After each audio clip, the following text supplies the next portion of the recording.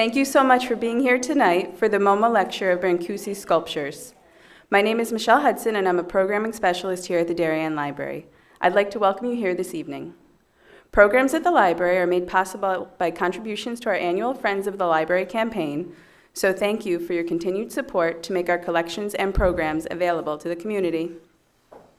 I'm thrilled to welcome back to the library one of our favorite art historians. She is a specialist in modern French art and social history. Formerly an associate educator at MoMA, she continues to offer tours and courses at the museum. For the last 3 years, she has also worked for Boulevard Arts, an immersive arts technology company, where she creates cultural content for virtual and mixed reality platforms. Please join me in welcoming back to the library, Larissa Bailiff. So I just want to see a show of hands. First of all, I want to say it's always exciting to be back here at Darien and talking with all of you about art and learning from you as well. How many people have made it to MoMA to see the Brancusi show? Okay. Not yet, exactly. Perfect. And okay, we'll try this out. So we'll lean on those of you who've seen it, and for the rest of you, I hope it is a teaser for you to come and enjoy the show. And I will show you many works that are in the show, but I also want to contextualize them with Brancusi's, the sort of story of his life, and some of the, what I would call cousins of some of the objects you'll see in the show, and you'll sort of understand more about that when we talk through it. Okay, so I'm starting just with a shot that you might have a chance to see when you go to the show if you're looking through one of the sculptures at another. So that's what that view is. And it also allows us to start to ruminate on the fact that Constantin Brancusi was very, very interested in materials, but we'll sort of run through a number of the reasons which make him one of the most interesting and important, I would say crucial, sculptors of the 20th century. And I'm just gonna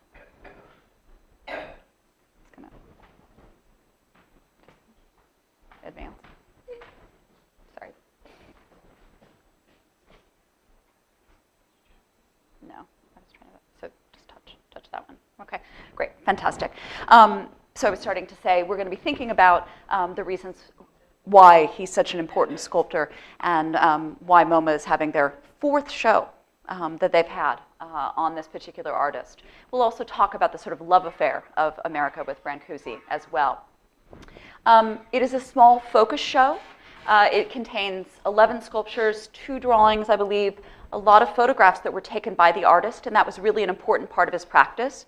In fact, he made, in his lifetime, 215 sculptures and took 1,200 photographs.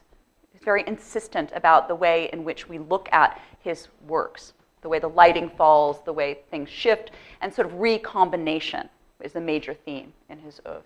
There's also, in a little vitrine, a number of sort of archival materials that are really interesting. Letters to MoMA, the donation of one of the works in the show, A Bird in Space, where the person wants to remain anonymous. I think that's always interesting. So it's worth peeking in that vitrine.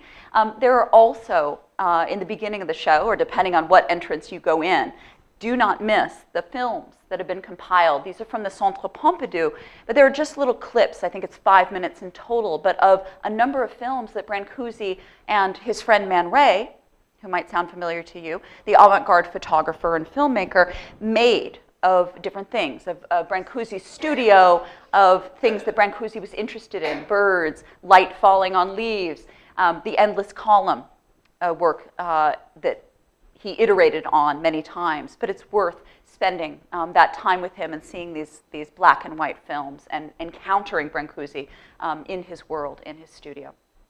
Also, as an added bonus, the Guggenheim has a show up of their, or several of their, Brancusi pieces. So it's worth going into the city now and seeing the show at MoMA and then going to the Guggenheim, or the other way around. The Guggenheim has a number of pieces in wood, which are really, really interesting and a wonderful, I think, complement to the show, which focuses somewhat more on stone and bronze at MoMA. So I just wanted to sort of throw that out there. And there is the man of the hour, Constantin Brancusi. I'm going to call him Brancusi, but if I were really Romanian, it probably should be something more like Brancusi. And I'm looking to a Romanian in the back there to kind of help us out with the pronunciation. So I'm going to start with the sort of digestible education part at the very beginning. And this is so we can just whirlwind through Brancusi's life.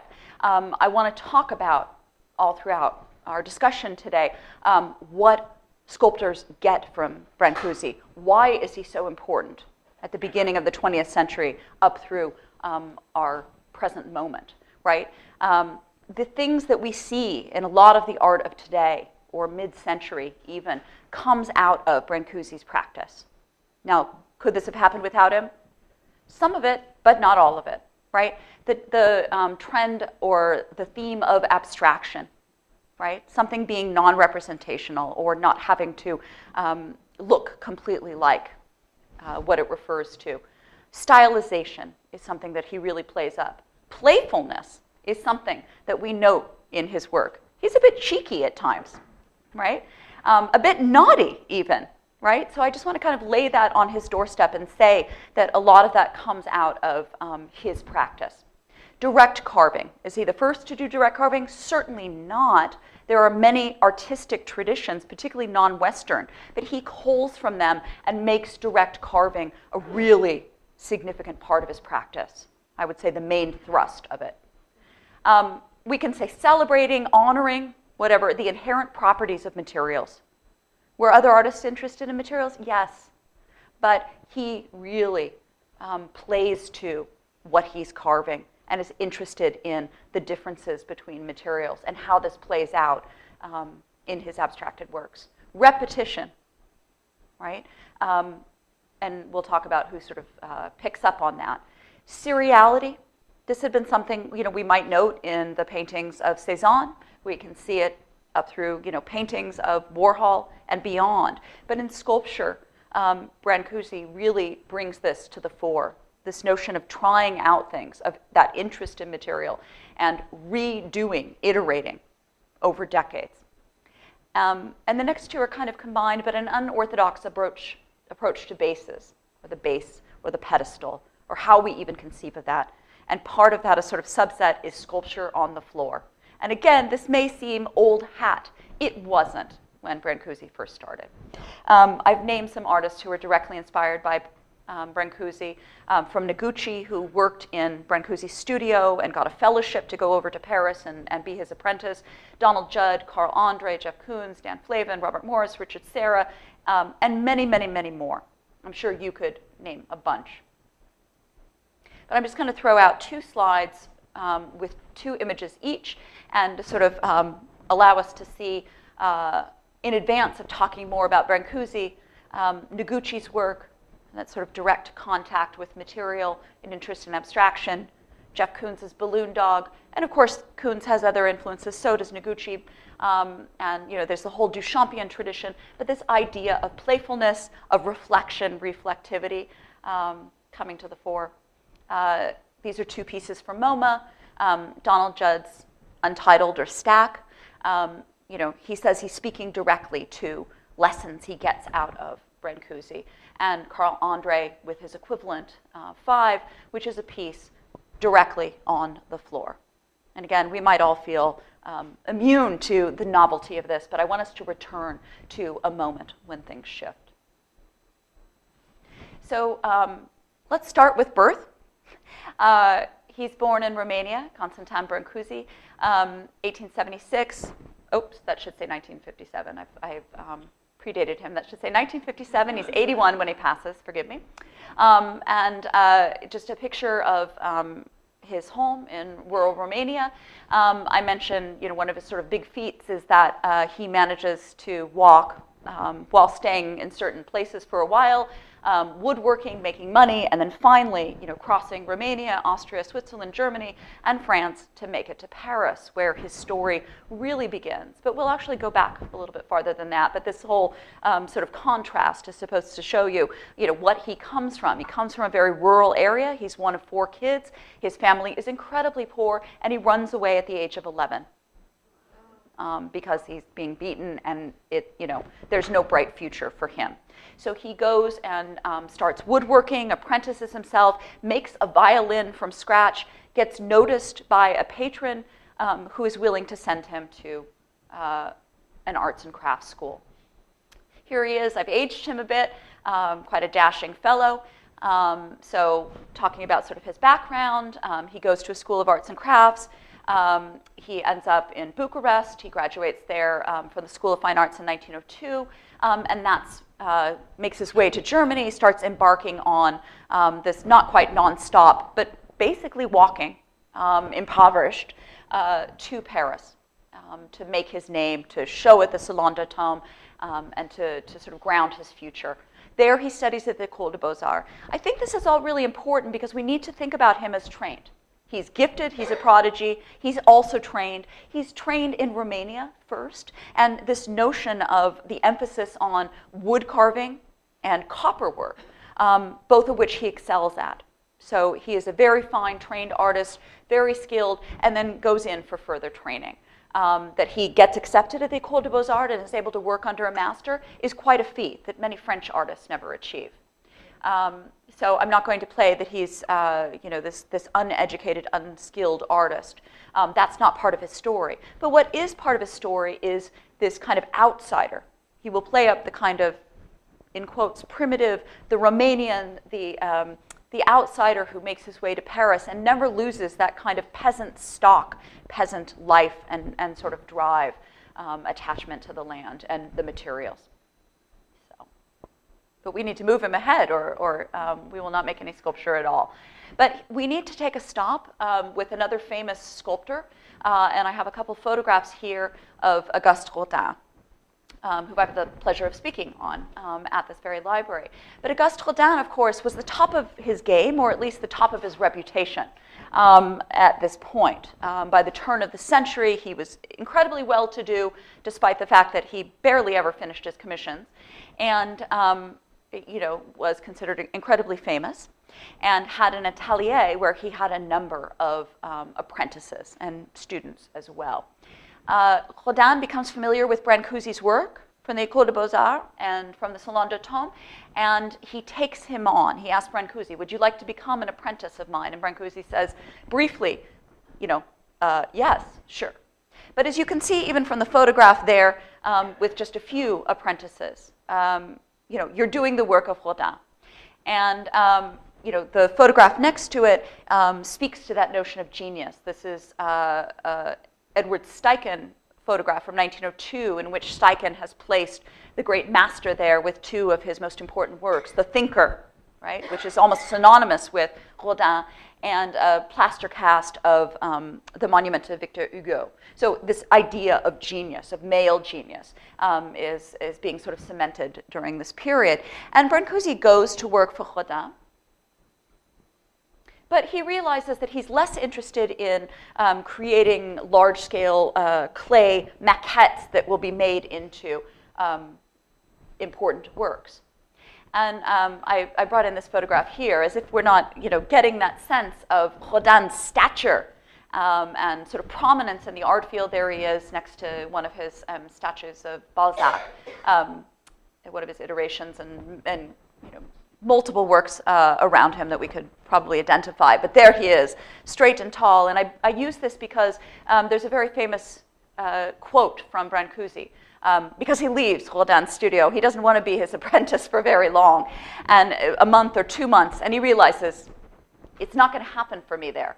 And he says, nothing grows under the shadow of a great tree, or the shade of a great tree, right? It's, it's the quintessential quote, but it's true. And of course, what we need to stress is that if Brancusi had stayed working for Rodin, we wouldn't know him today, because he would be just one of the others, maybe making enough to get by, but we wouldn't know Brancusi's work, and Brancusi realized that. And he would rather be sort of out there on his own, or on a limb, to keep that tree metaphor going. So, he leaves Rodin's atelier. He decides that he is much more interested in direct carving, that he's going to tap into other art historical or artistic traditions. And one of the ways in which he sort of defies the father to talk in Oedipal terms is to create works that speak to what Rodin has done or what Rodin is most famous for. So here is a version of Holdens Kiss, done in marble, originally a pairing created for the Gates of Hell, possibly Paolo and Francesca, but regardless, a kind of universal emotional rendering of this romantic pairing, this erotic pairing. So I think we can see in Brancusi's Kiss, this is a plaster sculpture, but it was originally, he carved a limestone version of this, that he's going to say, I'm leaving your shelter, I'm leaving your mentorship, and I'm going a completely different direction. Or we might even say he's thumbing his nose at Rodin. I'm actually going to have us turn to a slightly later kiss that Brancusi does, but the idea that immediately after leaving Rodin's studio, he signals this departure, this break, and his agenda for being in Paris and creating sculpture out of direct carving. So this is an even later kiss, and I want you to sort of keep this in the back of your mind, because again, we're going to see cousins, I would say, or family of many of Brancusi's sculptures, their iterations, their relations, and he's always sort of redoing and rethinking. So this is even more, I don't know if I can get back here, so I won't try, but even more about the block. Right? The figures are barely articulated and separated. They're almost cyclopean the way their eyes connect. Now, there is a kind of emotional bonding or energy between the two in that sense. The woman articulated slightly through the curve of her breast, through a slightly perhaps thinner body. And I apologize for not showing more sides of this, because you should be able to see that the arms even wrap around the rock. But it is about this simplification, this almost sort of archaic sense that he's trying to get to in this work.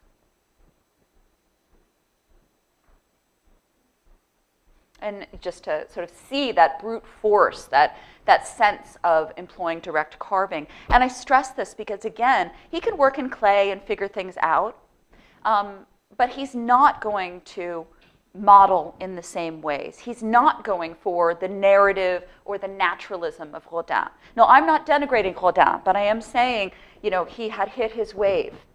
And Brancusi wants to turn away from that, to reject that. Rodin in his own right had been innovative, had been groundbreaking, avant-garde, but Brancusi is going to search for other models, and he's going to use that direct force, that direct carving in his work. I don't know if anybody's carved a block like this. I haven't, but imagine him like pulling these blocks out, especially into the courtyards of the places where he's living, and attacking them, working on them.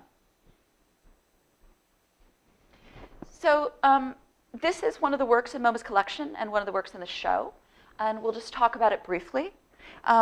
It's called Mystre, and Brancusi favored, generally speaking, subjects that were animals, portraits, or heads, if you will.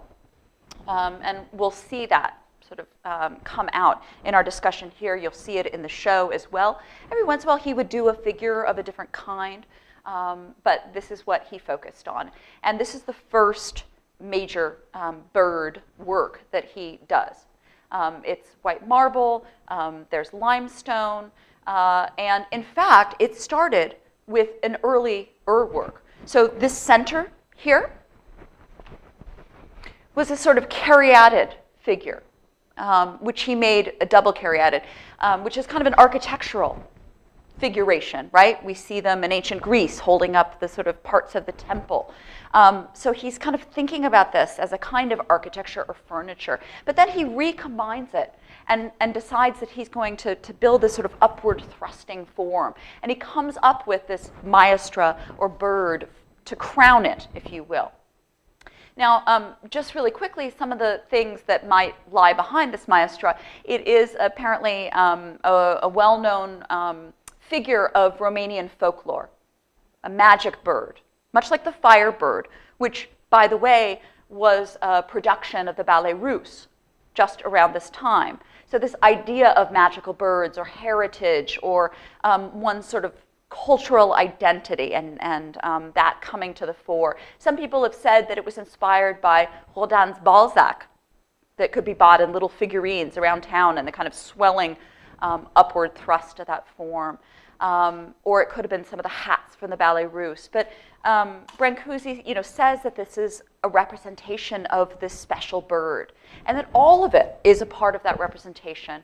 And as we'll see, what is originally considered a pedestal shifts for him, whether it's sculpture on the floor or all of the parts of the sculpture not really being a base, being components of that work and its meaning. I'm going to move us ahead to another work that's at MoMA and was a really important work in Brancusi's beginnings. This is a 1913 version after a 1912 marble. So often what he would do is carve a sculpture, and then he would make a mold and then make bronze versions of it. But he would shift the mold. He would change the mold. He would often change the dimensions so that each sculpture was slightly different and was its own. And I put in a quote here from a fellow artist, Jean Arp, declaring Mademoiselle Pokken the fairy godmother of abstract sculpture. Now, of course, he's looking back in time, but there is something about this moment, 1913. It's when Duchamp creates his first ready-made. It's when Brancusi gives us this very abstracted, stylized form in marble, in bronze. And again, we're just seeing sort of one side of it. This is why it's wonderful that you can go to MoMA or go to places and look around them, which is what we should be doing. So there she is, Mademoiselle Pokken. If you saw her in the street, she wouldn't look exactly like this. But actually, she looked a little more like it than you might think. This is a self-portrait that Margit Pokken created, and I put it next to another Brancusi sculpture that was inspired by her. Apparently, Margit, she was a fellow art student from Hungary. She was friends with Brancusi around 1910, 1911, 12. And before she was leaving Paris, she asked him, "Will you make my portrait?" And he said, sure. He seemed delighted with that idea. And so he would start with clay, and he would model her face, and then he would throw it into the clay heap. And she'd be so frustrated. She's like, that likeness is good. I think that's great. What's happening? And every time, in the bin, throw it away. And then finally, he had her model her hands. And so she did that, clay, threw it away. She left, and then he made her portrait, apparently. So an idea from memory, an idea that he had internalized what he wanted to of her visage.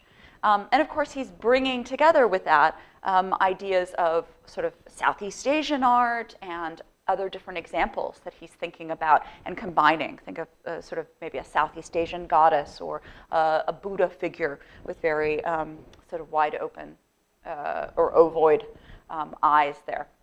But I want to take us from that first, sort of sighting of Mademoiselle Pokken and the kind of stylization of it, and the way in which he not only fragments her. I mean, he only gives us what he thinks we need of that. The sort of cap hair. It's actually got a chignon in the back, but the very ovoid, non-naturalistic eyes. And to say that Brancusi was already showing at the Armory Show. So sending works over, and this, of course, one of the first chances for people in the United States, if you weren't really in the avant-garde circles, or even if you were, to experience a mixing of all kinds of art from the 19th century up through the present moment, European and some American. And we just have one little black and white. I mean, there's many other photographs that were taken, but you might be able to see a version of Mademoiselle Pokken there. I don't think that Brancusi is listed on here, but you can see a number of the names of the artists who showed at the Armory Show. So he actually got his works over there. And in fact, 90%, throughout his lifetime, 90% of Brancusi's works were sold in the United States. So he really had an affinity. He traveled here several times. He felt that New Yorkers, Americans got him, that he found patrons here early, beginning around this time. Go So it was an important showcase. I think he showed 5 works in that show. Now I'm showing you work by Duchamp, whose name has already come up again, and he too will subvert the traditions of sculpture, particularly through his ready-mades, or calling an object like a bicycle wheel a sculpture, or a shovel in advance of a broken arm, or turning a toilet on its side. So he had an axe to grind too with sculpture in the tradition of art, or maybe more so than Brancusi, I should say. But I want to bring Duchamp up here because this is a very famous or infamous painting. In fact, the one that attracted the most attention, the art piece, at the Armory Show was, of course, Marcel Duchamp's Nude Descending a Staircase, number 2. And next to it, I have one of the many cartoons pillaring this work of art, The Rude Descending a Staircase. Or there was money offered for a jingle, making fun of this work of art. I mean, it confounded people. Is it a man? Is it a woman? How are they moving, etc. So, but just under that, what attracted most attention in a negative way, it was Brancusi and works like Mademoiselle Pokken. So just to point out, or you might recognize it made a little more ghoulish here. And one of the problems actually at the Armory Show is that he titled it Mademoiselle Pokken, and he gave it a name. He said it's a person. It's not just a figure or a head, it's a person. And people thought, that's insane. You can't do that. So, bust of gloom, that's what it's got to be. And so it puts it right in this discourse of modern art as unbelievable, incomprehensible, etc. But it also gained Brancusi a reputation. In a bad way and in a good way, because patrons started to pay attention to him. He came back to Paris, and people sort of rallied around him, and he was on his path of direct carving and stylizing these figures. Good friends with Brancusi was Modigliani, and I brought in actually Man Ray as well. So I brought here just to remind us. Not only was Brancusi going to the Musée Guimet and looking at artifacts from many different cultures and particularly Asian, Southeast Asian traditions, he was looking at African sculpture and masks, but he was also immersed in, or beginning to be, the Art Deco world. And his good friend Modigliani, himself a sculptor until he gave it up, thinking about these kind of mask-like faces, thinking about this ovoid kind of eyes and Cupid pursed lips. So a combination between ancient and modern, and that's so much a part of, or industrial, Art Deco. That's so much a part of Brancusi combining these different elements. It's supposed to look ancient and modern at once. And I think, we get a sense of that in Mademoiselle Pokken, as well. There she is again, and this is Brancusi's work attracts the attention of Steichen and Stieglitz, and Stieglitz has a show of Brancusi's work. This is an important photograph because this is a lost piece. So not only was he showing in New York, and we begin to see some of those figures that he's now repeatedly showing or iterating. But we have this wonderful wooden piece called First Steps, now lost, but there's a drawing of it in the MoMA show, which makes us think about all of the different sort of sources that Brancusi is looking at, and the sort of ideas of childhood or birth or these types of figures, male and female, that he's working through, even if they no longer exist. He must have thought, and this is what scholars say, that this was a little too influenced by African sculpture or carving. And he felt like people were going to say, oh, that's too derivative. So regardless, he gets rid of it, although he kind of basically lops off the head and starts using that as a source material. I threw this in for anybody who loves going to the Matisse galleries and has ever wondered, and I'm sorry this is a little faint, but this is a detail of First Steps. It's in the show. I once asked John Elderfield, what is that? Matisse expert. And he says, well, of course, it's kind of, dealing with the shadow from the metronome there in little Pierre Matisse's face. but it's also a reference to Brancusi sculpture. So to remind us how sort of involved and networked these artists are, speaking to each other, whether it's one-upping or paying homage or just recognizing and talking with one another. This small sort of circuit in Paris during the turn of the century, the teens, the 20s, etc.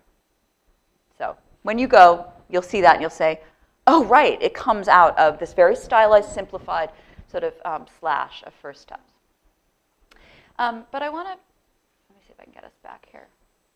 I want to talk to another work that we see in this. Again, as he's thinking through heads, shapes. One of the things at the Armory Show, they said, all he does is show eggs.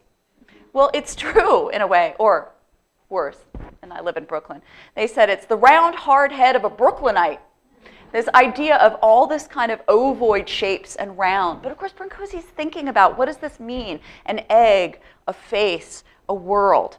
You already begin to see that he's taking away the base, right? There's no base under that head. It's just there. It's horizontal. So he's changing the orientation. And there she is in a different iteration, the sleeping muse. So he's been thinking about these muse-like figures, these, faces, sleeping, calm, inspirational, beautiful, female, and that gets sort of combined with other ideas and transforms into a newborn that's crying, right? Shrieking. And again, reduced, simplified, as he would say, he's getting to the essence of things, right? It's not abstract for him, he would say. It's the reality of the thingness, of the essence inside. So I want us to talk about another one of his most famous works, and there are two versions of this at MoMA. So Brancusi loved animals, he loved birds more than anything. He iterated on the subject of birdness or the bird, or different kinds of birds, different ages of birds. And this becomes a kind of icon of the Art Deco period, of his obsessions and interests, of a kind of sleekness and reduction and sense of essence. So it's called Bird of Space.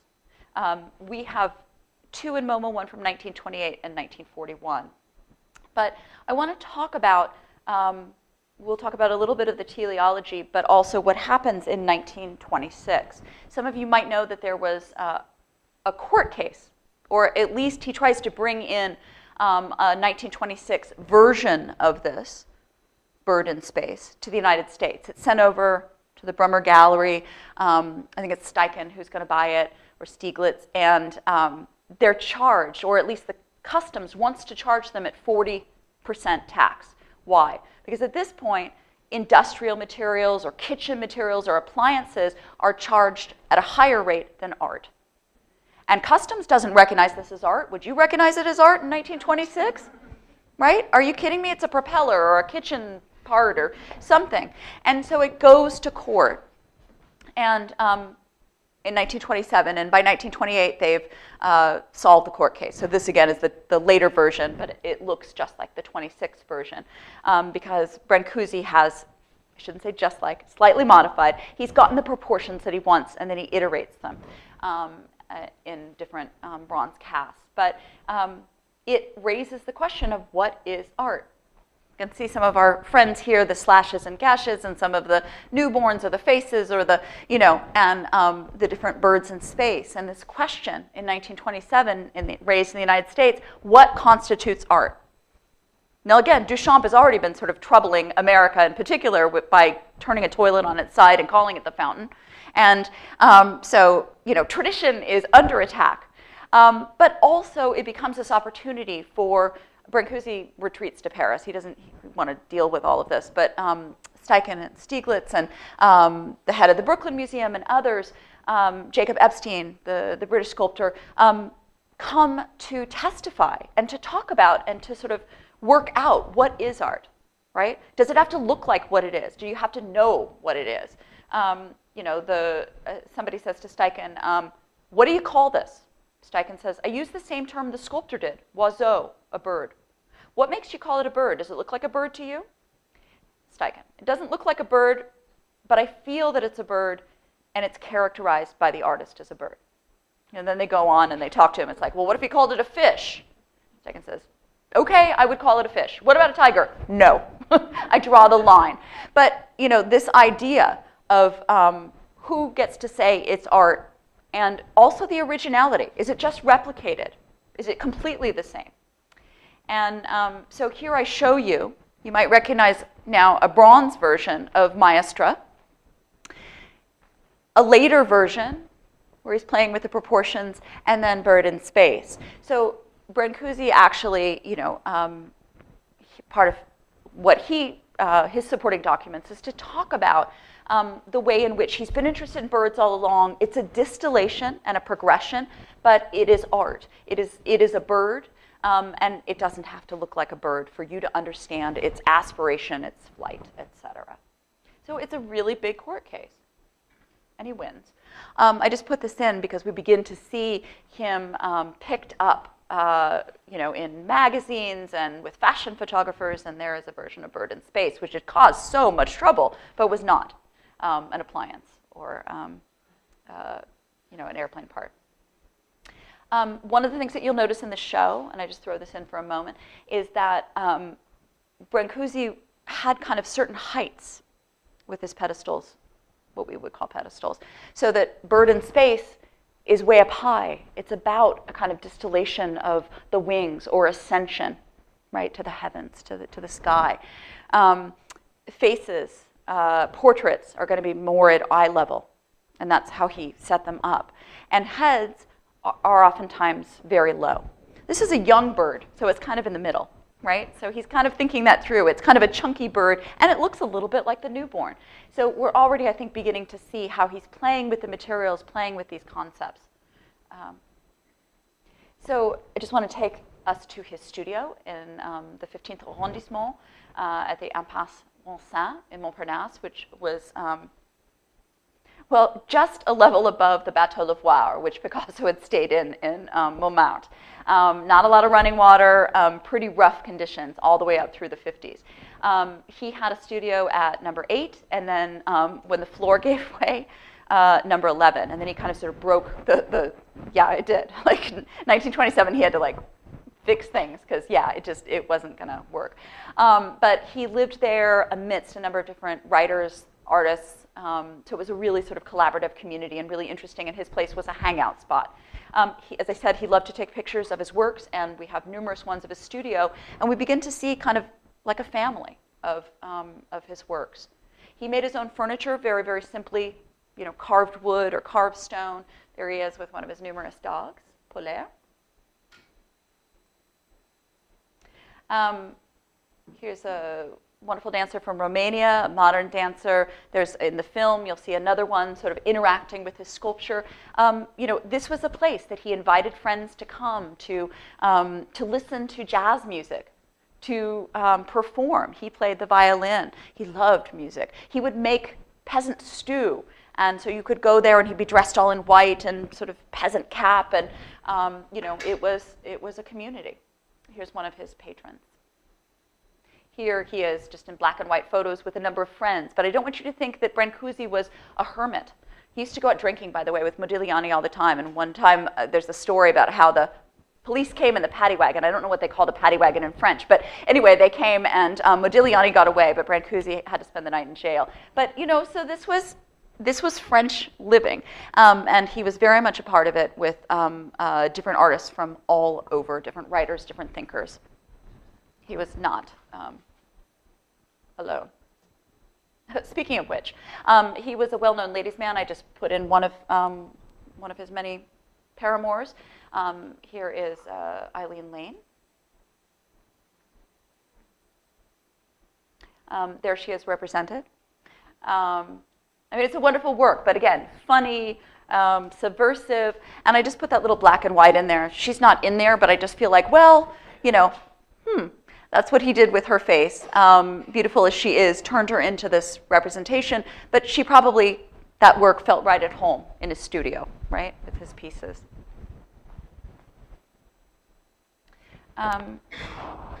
here is fish, which is in the show, and I'm just showing you two views, and you really have to walk around it. It's wonderful because it almost disappears from certain angles. And when Brancusi first made this one, he could turn it, and you'll see him in the film turning it. So it had a kinetic quality, which I think adds even more to it. But MoMA stopped that, said, no, it's not moving. But movement, that essence of movement is what it's all about.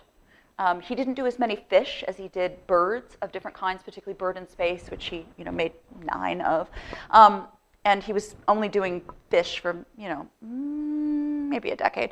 But he got very involved in the idea of how are you showing the kind of water, the movement, the flight of the fish. And that marble in a photograph just doesn't do justice to it. In other works that he did of fish, he used reflective surfaces. Now here's our fish that looks a little bit like a newborn, dare I say it. But he would create sort of tables of reflectivity. And he polished every single one of these things. So whether it was bird in space or these tables, for days and days and days, he hand-worked everything. And I think that's really important. Not like Holdens Atelier. He's really working on all of these. But I just love the sense, of nature in his love of and distillation of fishness, whatever that might be, or at least the notion of water and speed. So I actually moved from this fish at the Tate, which combines components that we see in other sculptures, to this work here, another work in the show. And I mentioned that Brancusi was very social, was very witty, and very cheeky in a lot of his work, and had a lot of sort of inside jokes with friends. And this is called Socrates, and a wonderful work. I'm putting up this because when I think of Socrates, I think of the Met. I think of the death of Socrates, or I think of something representational. I think of a mature man in a beard, right? And just like in this picture here. Well, this is what Brancusi, and these are two different views here. You can see how things shift and change, but you can see that he had a very different conception of Socrates. And in fact, he's not really thinking necessarily about Socrates the way he might have looked in ancient Greece, right? Socrates is this philosopher. And when it came into MoMA's collection, they riffed on it as being an egghead. He's an egghead, he's a thinker, he's a talker. And are those his ears or his eyes or his mouth? Certainly in its sort of configuration, it bears resemblance to African sculpture. And when you see the direct carving, it's really, really beautiful and interesting, and the play of the surface. But on this sort of limestone base, if you will, we get this kind of figuration, maybe like a head, a giant head, this thinker. But he's also playing with this idea that he's really good friends with sort of Dada figure, composer, Erik Satie, sort of coming to the end of his own life. He's a bit older than Brancusi, sort of elder brother, by like 10 years or something, so to speak.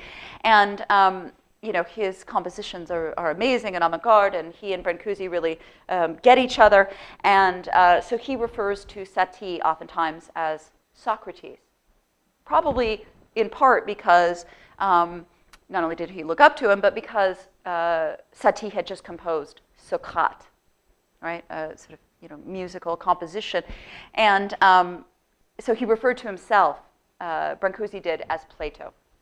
So this idea that Socrates is kind of a nod to and a joke about their relationship, this sort of this thinker, talker, and Brancusi's somewhat subservient role. And he even goes so far, sometimes Brancusi will, to change parts of his sculpture and photograph them. So he's the only one to do this. No, Picasso often does that. In the teens and 20s, sort of making installations and photographing them, sharing them with friends, printing them in magazines, and then it goes away, right? So here is a photograph of a non-existent version of Socrates. It's Socrates, but Brancusi put a cup on it. Now, he's trying to be funny here. He already had the cup as a sculpture, kind of essence of cupness, right? But it's always full. And therefore, Socrates will never be able to drink that hemlock. right? So, again, he's playing and showing off for his witty friend. Endless column. There's a version of it at MoMA, really wonderful early version from 1918. And a lot of these forms Brancusi had been thinking about from the very beginning, and then sort of finds the way to realize them, figures them out. So we see in his studio there several versions of this. So this is about 7 feet tall. Where does that idea come from? Because this is a rather abstract work. It's not a head, it's not a figure, etc. Perhaps from Modigliani and the African textile in works like the portrait of Paul Alexandre, maybe. This kind of repetitive, and this is where Donald Judd gets a lot of that, this iterations of rhomboids carved in wood. Maybe it comes from one of the early versions of the Mystre. I mean, I don't think we need to figure it out. It's just to say that they're all kind of distant relatives that fuel Brancusi's continuing development. So he does only one public ensemble or one public group or statue, if you will. He does this for his home country. And there are 3 parts. So there's 2 pictures there of the same monument. And I'm actually going to flip to this. So there is the endless column. There are the gate of the kiss and the table of silence. And my pronunciation is going to be terrible, but Chiguju, and it's spelled in different ways. But he takes this idea of the endless column, which is not very endless at 7 feet, and turns it into the symbol for the infinite. So he's asked to commemorate the fallen soldiers who have defended Romania against the Central Powers. In 1935, he's commemorating, World War I. He never takes any money for it, but he does contribute this fantastic tripartite monument with the endless column being, really the zenith, if you will. And I just put in that detail so it does look like it's ascending to heaven. That's made out of steel, by the way, and just to show you that he had help with that, for sure. But there they are, 17 and a half, the top is a half rhomboids. And again, the gate of the kiss, we might remember, is a sort of take on those earlier figures and this notion of kind of portal, and the table of silence. A really sort of beautiful and powerful monument. He's asked to do something by the Maharaja of India, but then he loses interest. The Maharaja does in 1937, and so then it never comes to be. So again, this is the only basically public monument that he creates, but a really powerful one.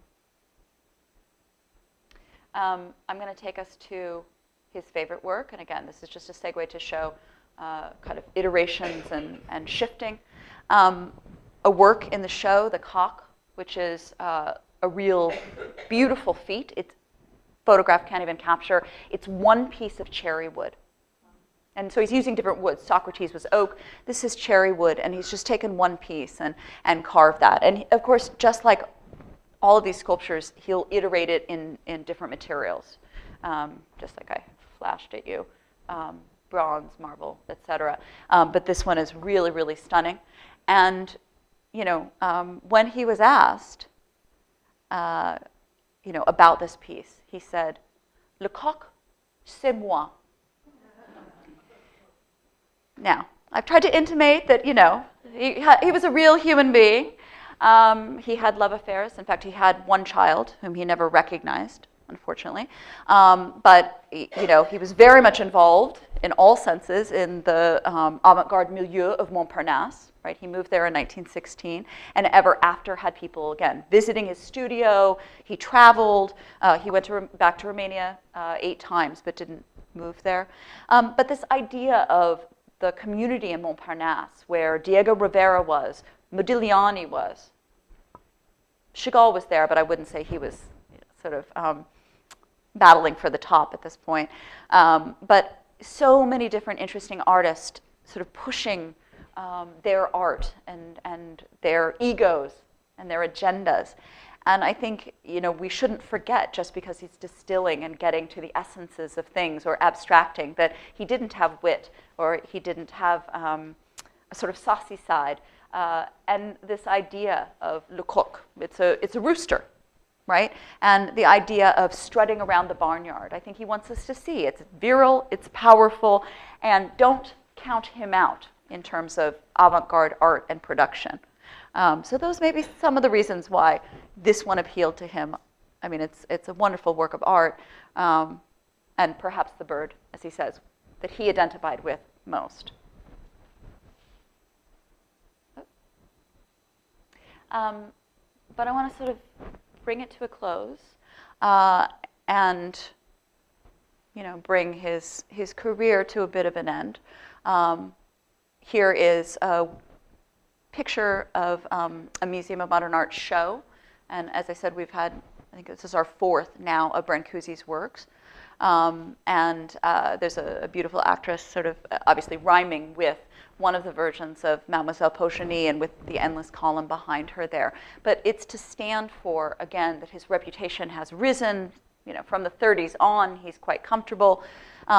This is the year before his death, and Life magazine is writing about him and talking about the petite peasant, amidst his works in his studio. And remember that he's made all the furniture. He built the stove in his furniture. In his studio. It is all about him. And in fact, when he would sell his works after 1950 or so, he treated them like his pets or his friends. He would make a plaster or take a plaster for anything that was sold and put it in the same spot where it occupied in his space, which is kind of, I just think, a wonderful sense of arrangement and the notion of studio as your sort of life space.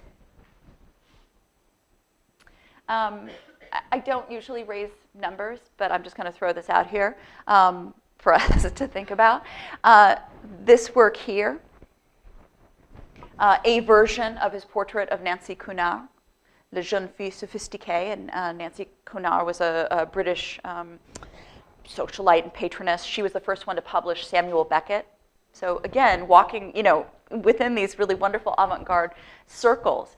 And so he represented her there and other times in wood, but meant to be a bit humorous, meant to be a bit illegible as such. There's a wonderful story, not of this work, but it might have been of Martha Graham. But there's another person that he did a portrait of, and there's two people who walk into a gallery, and one says to the other, "What's that?" And the other one says, "That's my mother." So, Nancy Cunard, and we're not seeing all of the angles. Maybe you'd recognize her more. But again, that's beside the point, right? It's about this reflectivity. It's about the wonderful shapes and forms and sense of humor. There she is. Now you see clear. But she was known for her kind of chignon and her Art Deco style, et cetera. $70 million recently. So, yes. So his works actually continue to be made, which I think is interesting. So posthumously, they're not worth as much as the ones that he made in his lifetime, because he polished those. Those were his. They're made to the same specifications and all of that. But it is an interesting case that some sculptures are made posthumously and sold in the city. But I'm going to just have us end with these last couple of photographs. Some of you might know that they have set up this wonderful recreation of his studio in Paris. So the Impasse Ronsin, like I said, it was dark there, and like an alleyway, and everything was pretty much in shambles. But wonderful sort of artist collective there. When he passed, Brancusi in 1957, and I said he was 81, he bequeathed to the French state his studio, a bunch of the things that were in it, and said, you have to reset it up, you have to recreate it. He also tried to preserve all of the artist studios for the friends around him. That didn't come to pass. But in 1977, they were finally able to recreate his studio. There was a flood, Renzo Piano redid it, but you can go and there's a space right near the Centre Pompidou, and you can look in and you can see it essentially as he left it, with his pieces that are there, his tools. The last photo there, which I think are really amazing, and I think that gives us as much of a sense as any of the works that we could see at MoMA or anywhere else. And I think when MoMA displays his work in the show and at other times, they often try to group them together to just give us a little sense of the fact that these are, that these works speak to each other, that they're relatives, and that they all sort of are a part of the cosmos that was Brancusi's sort of mind and universe of sculpture.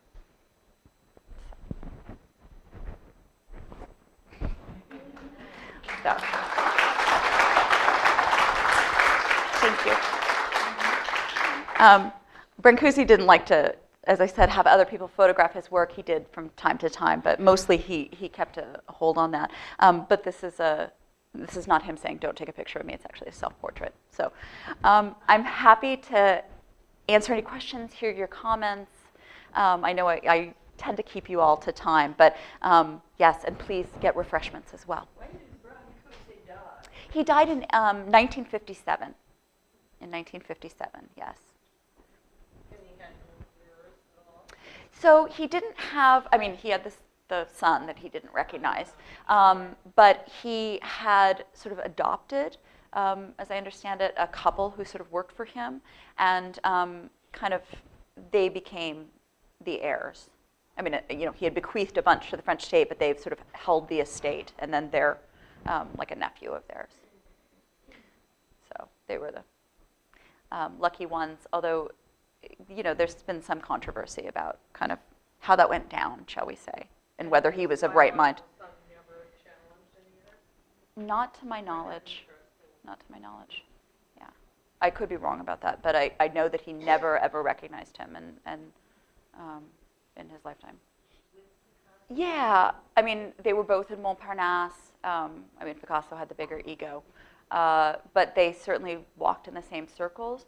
And, you know, I come here and sort of assert this line. I say, okay, there's relationships, but it absolutely is that, you know, Brancusi's on his track, but so is Picasso, so is Duchamp. They're informing each other, they're borrowing from each other. At a certain point, you know, I want to give Brancusi credit for a lot of the repetition and abstraction, but it's not that he was in a vacuum. Of course, he's seeing kind of what Picasso is doing, but of course, maybe Brancusi's doing it first, and then maybe Picasso's picking it up, or Picasso, too, is another artist who might work in wood early on, and then he doesn't work on it until the 1950s or something, or he does animals, but he, you know, so they're very much aware of what the other is doing. Brancusi wanted to position himself as an original, but he knew other things that were going on, for sure. And of course, he's friends, I shouldn't say of course, he's friends with Duchamp. So, and you know, there's sort of the Dada movement and then Surrealism, where, you know, all forms become a bit sort of twisted and abstracted, and whether it's sexualized or just made strange, or, so all of that sort of feeds in. And of course, I've collapsed, you know, his career, but I do want to suggest that from early on, from that break with Holdens, in some of these repeated motifs and their possibility. Yeah, but absolutely Picasso is influencing Brancusi and the other way around. Yeah, I mean, it was very, very brave, and I think there were a lot of brave artists, some we don't know today, and some, you know, some who made it, but I think this is, not to put too much on biography, but this is a young man who felt the urge to make art from the beginning, left his family because of bad circumstance, and survived from the age of 11 on, and made it, got, you know, supported and found people through his art. And his community were his family, and I think if you, I mean, they made a film of it, I haven't seen it yet, but it's about this journey from Romania to Paris, and, you know, the stops and starts and all of that. But essentially, if you're walking from there to there, you got chutzpah, and you're, you know, so then he did it again, you know.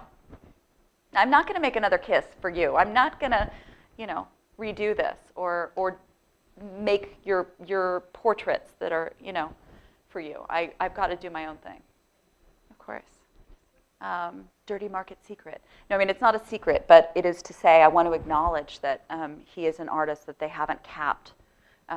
So his heirs or legacy or whatever. They've now passed on, but there is permission granted, or was permission granted, after his death to continue to create some, a very limited number, but some of the works of art. So there's a like legal precedent for that. Yeah, so I didn't want to like sweep it under the rug. So if you're trying to get a cheaper Brancusi, now's your chance. They're still really expensive, but it does become an issue, because if you see something and it has a date on it, 2006 or something, you're going to start to wonder. He died in 1957. It isn't to say it's not a Brancusi, except it's to say it's not a Brancusi. So for connoisseurs, it's a no-no, and they shouldn't be doing it. Yeah, and again, that's part of where the controversy sort of started. I mean, yes, there's precedent for it. Personally, I don't think it's a good idea, but they didn't ask me. Yeah, I mean, and some artists have a there is no way. You cannot, but and especially because he undid everything. I mean, he would change it a little bit. He would polish it, to get it that way. And so, is it his touch or not? I mean, it's still the form, but What was he very close? they were tight friends, and they made films together. They did, little splices. I mean, we're talking very sort of avant-garde productions, but they hung out together, and were part of that community for several years. Brancusi was fun to hang around with. I mean, I don't want to belittle it, but he was witty, he was musical, he was interesting. Women loved him. He was charming. So, and he was very, even though I want to say that he's global, even though he kind of played this, or was this outsider, but that was kind of fresh. And one of the pictures has Tarsila do Amaral and her husband Andrade. He hung out with Brazilians. He hung out with, whoever was in Paris. He hung out with Léger. But yeah, he and Man Ray seem to have been really simpatico. And I think Man Ray doesn't get enough credit.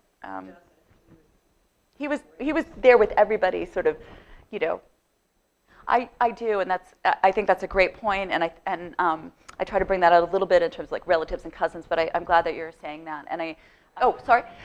Do I think that she raised a great point? Don't I think that his studio was kind of like his family, right? He's got his muses and his endless columns, and it's his furniture and his dog, and then everybody else are like, when his friends go away, they're his other friends and his family, and they contain him and sustain him, and that's why he replaces them because they become a part of that hearth and that home.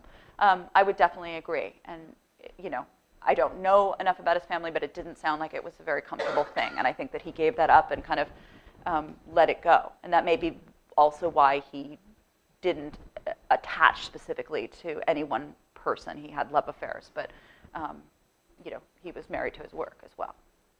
I don't think I could. It's more of a ethical stance for me. Yeah. But maybe you could. I mean, so yeah. No, but I'm not trying to. But a lot in the Centre Pompidou, and MoMA has a bunch of them, so they're out there. Yeah. The Guggenheim has done a bunch as well. Oh, have they done any other more shows of any other sculptor than Brancusi? And I should know the answer. This is at MoMA, and I don't know the answer. I do know that he's a favorite. Yes. And I don't have an answer. And again, if anybody does know, I hadn't thought about that. And I'm sure somebody wrote it somewhere or knows it. My thinking is that it wouldn't be necessarily a sculptor. I'm just thinking about like Miro, how he does objects and painting, and again, favorites of MoMA and who they kind of trot out a great deal of. I probably, on riding home on the train, will think about it and know. I mean, we have some Holdens work, but we haven't, we don't do Rodin shows. Yeah. No, but I'm trying to think of maybe somebody more like Judd, or usually they're, yeah. I mean, we've had ARP shows, but usually they're mixed. One person asked me, or sort of commented before I started, that MoMA doesn't seem to have doesn't favor sculpture or doesn't have as much sculpture out, let's put it that way, than certainly painting or drawing or anything else like that. And I think it is true that we have the sculpture garden, but you can only have so many pieces there. And then so they make selections, and we treat it like a gallery, but it's there's only so much you can have out at any one time unless you want to make it really, really packed. Yeah, that's a great point. You're not going to, like Barnett Newman's broken obelisk and what? Yeah, absolutely. Great point. Thank you for answering your own question in a wonderful way. Sorry, yes. Yeah, I think it was very early on when it came into our collection, and I think it's liability / you don't want anything to break. I think they wanted it as stable as possible, and since it wasn't going to be turned, like there wasn't like, okay, some people can turn it and some people can't, so I'm trying to think about that, and I'm thinking also, what he wanted was, now that I'm thinking about some of the anecdotes, he wanted a motor, and they could never get it to work, and so they just said, forget it, like it's not moving. But he and Calder should have gotten together because Calder could motorize things, but of course his were so much lighter. But but Brancusi actually did want it to be able to be sort of self-sustaining, but MoMA couldn't figure it out. I haven't looked in letters or anything like that, but I think it was okay. I haven't heard major uproar, but I haven't read letters or anything, saying, but what I do like is that you get to see it initially turning in the film, and that's how he wanted it. Duchamp used to turn his bicycle wheel. That's not on display right now at MoMA, but and I should say, he had many iterations of that, so which ones he turned, who knows, but that one was turnable, and then our conservator said that's too risky because then everybody will start to stick their fingers in it and all of that. So when you talk about liability, yes, but a lot of these decisions were made like early on. I'm trying to think of what the best things are. I mean, there are a lot of scholars who've written about him, and they tend to pull. I mean, most of his stuff is like pulled from people like Sidney Geist, writing about him. So he did say it, but it's. Yeah, I'm trying to think of archives and such. Yeah, I mean there are letters, but most of the stuff seems to be like things. Yeah. So I have two responses to that, and I think it's a great suggestion. One is we once did a sculpture show, or at least a sculptor named Scott Burton did, and he went into MoMA's collection as part of Artist Choice, where artists get to frame, so to speak, a show of their own with a curator or curators, and they pick from MoMA's collection. And so Scott Burton picked Brancusi Sculpture, and he actually took some of the bases off of them to sort of change them a little bit, or get us to think about the fact that they're so important, but also that at times Brancusi would switch things around. So it's to take it back to Brancusi. But in terms of the frames, I agree. I think it's really, really important and baffling and interesting. Not all of us at MoMA, and myself included, know about all of the frames. I often, when I give tours, like highlights tours, I ask people to ask about the frames. I say ask about why there's glass on some and not others in the frames. And what I end up saying, but I think you're absolutely right, and it would be great to have just a tour of frames or something, or like two floors of frames. Is most frames have changed hands, so they're not original. To your point about artists thinking that frames are important, yes, maybe in the 20th century. In the 19th century, not so much. So Impressionists might show in white frames. Seurat painted his own frames. Degas designed his own frames. Van Gogh designed his own frames, but they were never created because he didn't have any money. MoMA has a frame shop, and framing is really expensive. And sometimes things get framed for a show, or like a special exhibition, or if they travel, or but nowadays we don't usually reframe. So, but there have been a lot of campaigns throughout MoMA's history where, like, say, Bill Rubin said everything should be framed with something modern. So for a while we did, and so a lot of things were stuck on things. That's a lot of museums. Christina's World, we reframed a couple years ago. There's a wonderful video online about the choices that went into that with our wonderful frame shop. So there's a lot of frames that don't really have what I would say much interest, and they're on there because whoever sold it to us or whatever, it's on there. It's a Park Avenue frame. Some are really interesting, or some like Starry Night, where you can see where the frame was changed and you can see the blank canvas. Max Ernst, where you can see that it's like a box, you know, or Dali's work, where you see it's, you know, the velvet and it's supposed to be like a shadow box. There are certain ones that are really exciting, or Munch, where there's like sperm and golem figures and, you know, painted. But I think it's hard because most of us haven't learned about them. So I think it's a great idea. I will suggest it to our lecturers. I don't know if it'll ever become a full frame thing, but I think it's a great topic, and I'm glad that you suggested it. So great way to end. Thank you.